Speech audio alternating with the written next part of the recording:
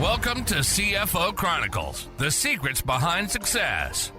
The go-to podcast for fractional CFOs and accounting firm owners who want to attract more high-paying clients and increase their revenue. Hosted by James Donovan from 92 Media. This podcast dives into marketing strategies specifically designed for lead generation and client acquisition. In each episode, you'll hear from industry leaders sharing their success stories and expert tactics to help you sign more lucrative clients and grow your business. Tune in and discover actionable insights to transform your marketing efforts and boost your bottom line.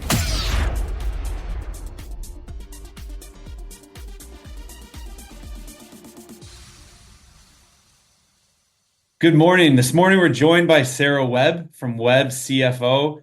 Sarah, I'm really looking forward to this conversation. I can't wait to hear what Webb CFO is all about, how you help your clients, who you work with. For those who don't know who you are, do you mind giving a quick introduction for yourself? Yeah, my name is Sarah Webb and I run a fractional CFO practice. I'm based in Fort Worth, Texas, but we serve clients across the country.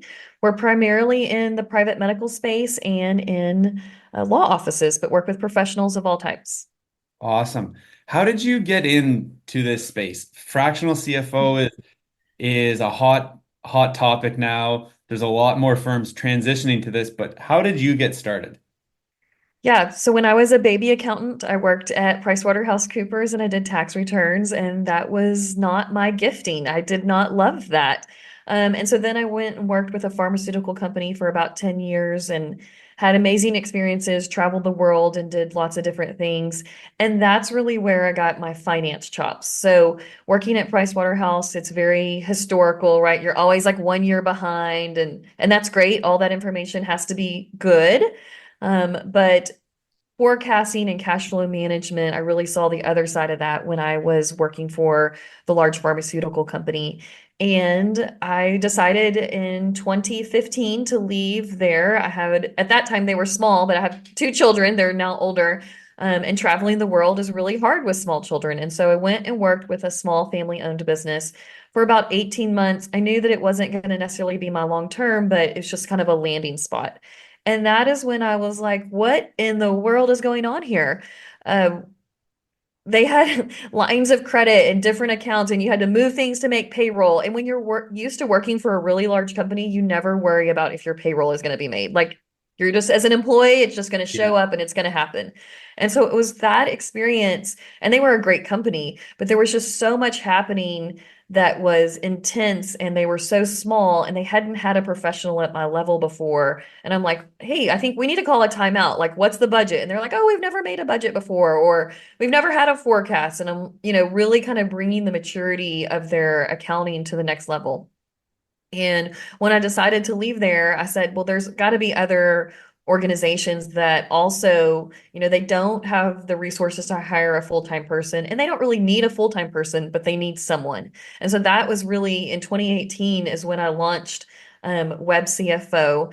That was before the pandemic, and people were like, "Oh, you called it Webb because you're all, it's all virtual." And I'm like, "Well, that's also my last name."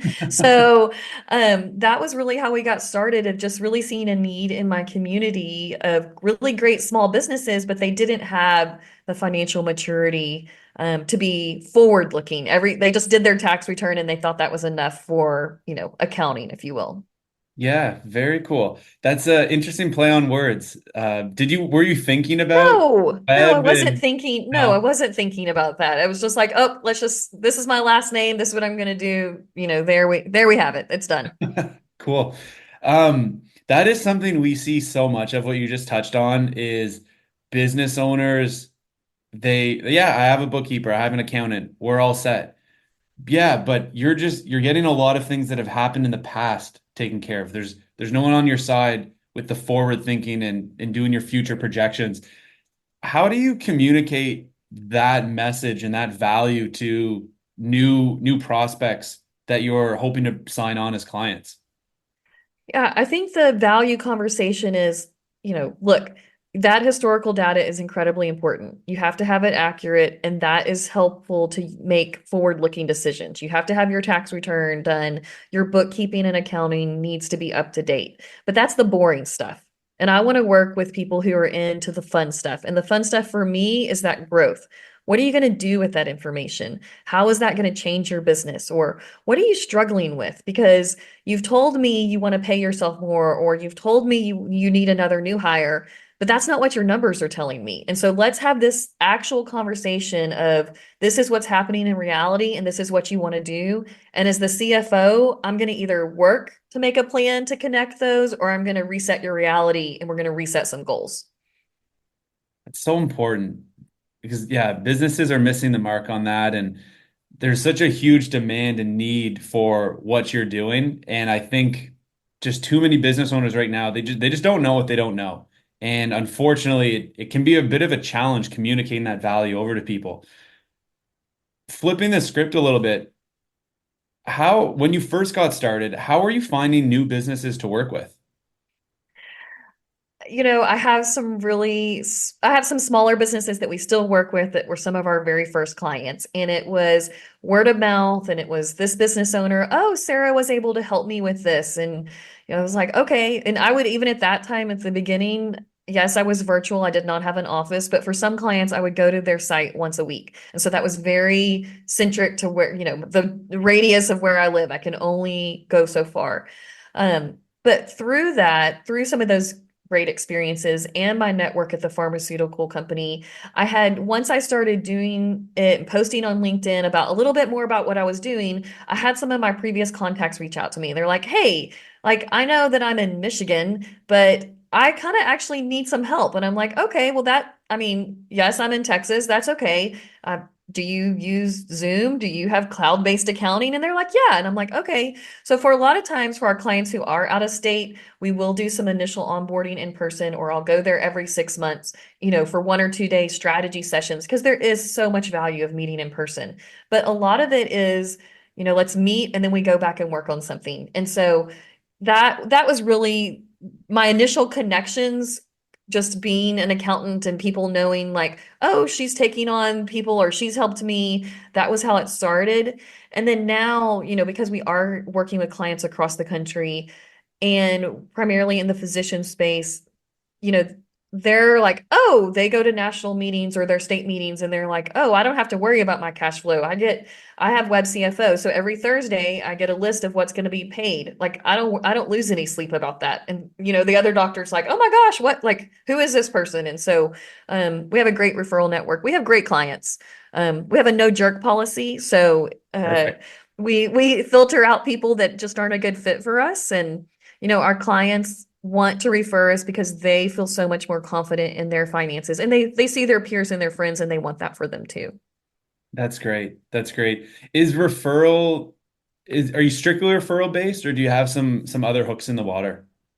We're developing some other hooks in the water. I've been appointed to like a practice management, National Committee of Practice Management for certain types of physicians. And so I'm now speaking more and leaving my house more. But it is still primarily referral based. We've got some hooks on some other things. Most of the referrals that come directly through our website, they're not a good fit for us, but we have other accountants that we like working with, and depending on their size or their industry, we're able to refer those out to other great people as well. So we do get some inflow. We haven't seen a lot of great, they're not always a good fit, right? It's part of the selection process, and it's almost like dating. It's a matching process, and so we're trying to match where our expertise is, but also what the client needs. That's so important that you also vetting who you want to work with, not just they have a credit card and they said they need our service. But I'm guessing it may have not always been like that, where when you're first getting started, cash is really important to run a business. It's the lifeline. So at what point in your business were you able to get over that hump where you're like, you know what? We actually have a lot of control now and we can choose who we want to be working with. Yep. So, like I said, in 2018 is when I started, and I did everything. You needed someone. I have a hair salon. I have a auto repair shop. They wouldn't be our ideal clients today, but we love working with them, and they know they're not our specialty, but we just have such a great relationship. We keep working with them. But yes, that was probably 2022, 2023. So 4 to 5 years in. I mean, again, we were going through a pandemic and there was a lot of uncertainty. So at that beginning, 2018, 2019, it really was like, I'll just do anything. 2020 was like, I just need to survive and help my clients get through all of these different Yeah. programs. 2021, we became a little bit more selective, but really in 2022, if you weren't fitting certain categories or willing to make a monthly investment of a certain amount, then we helped you find someone else. But at that very beginning stage, my goal was to make some money. I needed to make X amount of money per week. That meant I needed to work this many hours. That means I meant this many clients. And I just had these like micro goals of, okay, this is what it's going to be every single week. And in that first year, I started kind of in March or April, and I don't do tax returns. So March and April is kind of a weird time to start, but everyone was mad at their tax preparer or their bookkeeper because they didn't, have complete financials. So that was a good time to get started. But by the end of that first year, I had 2 employees. And so there were 3 of us within a 9-month period. That's awesome. That's really cool. Sarah, what are some of the biggest lessons you've learned as an entrepreneur over the last 6 or so years that have really shaped your business and who you are now?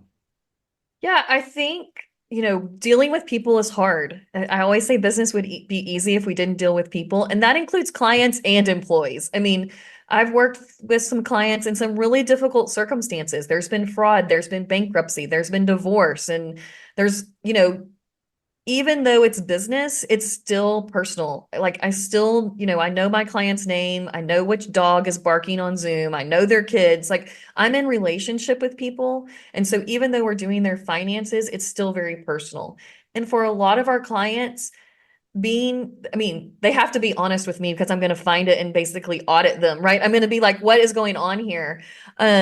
It's a very trusting and open relationship because I can see what's happening. Like you really can't hide a lot of what's going on. So I think that is just, I worry for our clients, like when they're not doing well financially or they're not meeting their goals. I've really had to set some boundaries, and sometimes I have to repeat to myself, their problems are not your problems. And like, because I care so deeply about their performance. And on the employee side, it's hard. It's hard. I call it the Webb way because I haven't come up with anything else clever. I'm like, okay, well, the Webb way of doing this is every bill has an attachment. Like you think you do all this training and you have all these programs and I don't know, written SOPs, but it's still hard to, as a business owner, to let go of that and trust other people to do that, but also build in a mechanism of how do you check that they're actually doing what they're supposed to be doing without auditing them or going over every single transaction. So, I mean, people on both sides, it's just, I think it's human nature. Yeah, that's interesting. I think you're onto something with the web way. I don't know what the W could be, but every bill, then there's the B at the end. So you might Sure. have a good acronym to work with the web way. Mhm. It's so true though that yeah, business would be way easier if it was, just yourself and you would do the thing and you didn't have to interact with anyone, but that's not how business works. What what have been some good learning lessons for you that you have? I mean, obviously you're successful. You've been doing this for over 6 years now. So you have had to deal with clients, you have had to deal with team members. Is there anything you can share to those who are listening who might be going through some of those struggles right now that you've already been through that ditch? I tell myself I'm paid, quote, the big bucks, right, to have the difficult conversations. And I try to prepare for those, and that's with the clients and employees and whatever the situation. I more than a decade, maybe 2 decades ago, I went through the training called Crucial Conversations, and I still reference the book. I still implement a lot of those things, and I try to have I try to prepare for the difficult conversations. And sometimes maybe you're in the heat of the moment and you're not as prepared as you want to be.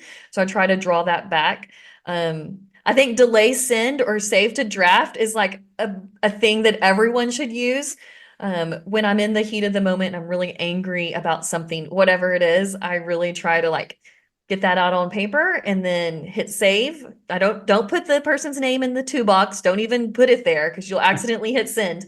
And then come back to it the next day. I really try to check my emotions because I don't want to overreact or underreact. I want to be calm and thoughtful about things. And I think, that's contributing to a drama-free workplace and really being a trusted advisor for our clients. That's so wise to to hit, save and draft first and check your emotions.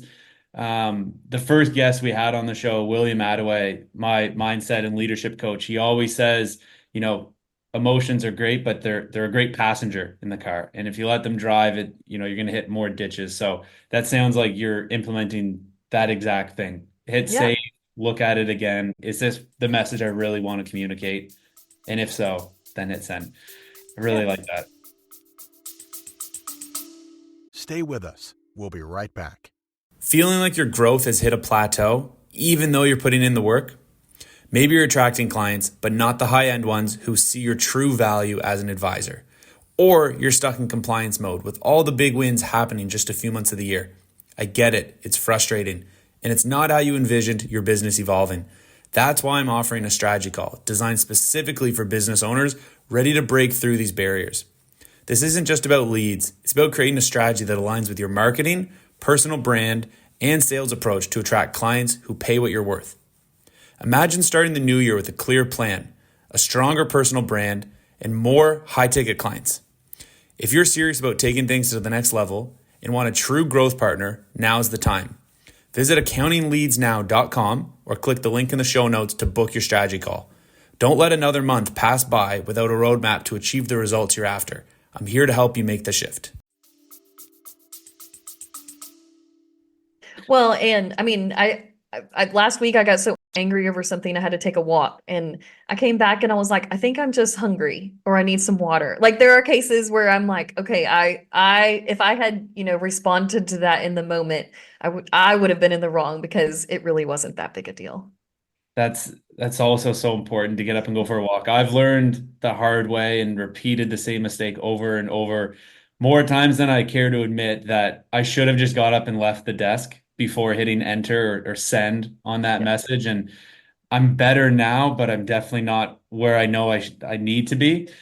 But it's getting better. I'm when I Yeah. catch We're myself all on like a journey. I mean, yeah, I don't think we're ever going to have it perfected.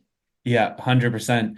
Something I try to ask a lot of guests who come on the show, Sarah, and you don't have to give away all of your secrets, but how do you determine pricing for new prospects you're speaking to? We've heard a couple different strategies from people, but I'm curious, how it works at Webb. Well, the Webb way. So for the first 90 days, we're always on an hourly basis. There's just too much cleanup. There's too much uncertainty. A lot of times our clients think they're in decent shape and they're not, or it's even worse than they think that it is. And so we do not work on a fixed fee during the first 90 days. After the 90 days, if you're in a good spot, and sometimes it goes to 120, but like you feel like we're clean up, we know what's happening, we know what you need, we will pause and determine a fixed fee. Some of our clients love a fixed fee, so they know exactly what that is. And then some of our clients, they're going through so much growth, they're adding new entities, adding more employees, adding more transactions that we mutually agree to keep them on an hourly basis. We give them a range, like this is what we think that the budget is going to be on a monthly basis. And if we get, out of whack, we're definitely going to talk to you. But we're really working with high growth companies. I have one client, it's like they're entering a new state, it feels like every 6 weeks. And so we work on a registration. And I just decided, everyone is wanting to be value priced / fixed fee on a monthly basis. And that does work for some of our clients, but the majority of them are in just such high growth phase that's not a good fit for them or for us. I will say most of our clients are spending in excess of $5,000 a month with us. So they're not a $500 bookkeeping client. They're working on some really big, great things. And, those are the exciting things to be working on. That's really cool. Appreciate you sharing that. Are you doing all of the sales for the company right now? I am doing a majority of the sales. We've tested some of that. One of our managers wants to get out there and do things, and she's had some success, and that is awesome. But she's also has some health conditions and things that are limiting her right now. So primarily, I am the salesperson. But I do find that if I'm able to bring our managers on either in the first or second call with pitching or introducing to the client, I'm not having to deliver near as much work as I used to because I'm bringing in that trusted partner right away. And we have great managers. Like there's nothing there's generally nothing that I'm doing that they can't do. It is hard to transition if I don't introduce them right away because they're like, you're our person. I'm like, well, actually, this other teammate has been doing it all along and I, wasn't giving them the credit maybe that I should. And so I do think that was really 2020 and 2021 where I really tucked that manager in with us much earlier in the conversations and the relationship. The handoff is so important. I've done a lot of the sales for our company as well, and for the longest time, very similar to you, I shied away from handing the client off to other team members. So now I'm doing a better job with that transition to our head of client success, and it's great because now there's a lot more time freed up for me. I can focus on other things as well, and I do love the sales conversations with new clients. But I'm so happy that I finally got over that hump of, yeah, someone else can help with this and they can probably do a better job than I was doing before. But it is uncomfortable when you first do that. Yeah, there's going to be a few failures. I view business is just a big experiment. Like what is working and what doesn't. And because I've been doing this for 6 years, right? Like at the beginning, I don't want to say desperate, but you're just so focused on getting those first few clients. Now we have more bandwidth and we have more capacity to experiment a little bit more where we didn't at the beginning. And so sometimes things don't work out and that's okay too. Sometimes on those sales calls, I'm like, darn it, I really wanted to work with that person. And they might come back a year later or 6 months later. The the rate of selling CFO services is not the same as selling a tax return or monthly bookkeeping. It's a different relationship. And so it's a higher price, right? So there's more decision making. It's not just this turnkey product. Is there any single piece of advice you can give everyone who's listening for selling $5,000 a month services? Because I'm assuming a handful of people listening might feel intimidated by that price point. But ultimately, like, sales doesn't really change depending on what the number is. But I'm curious if you have any one piece or a couple pieces of advice that would stand out. Um, I think a piece of advice that was given to me is, sell $1,000 package.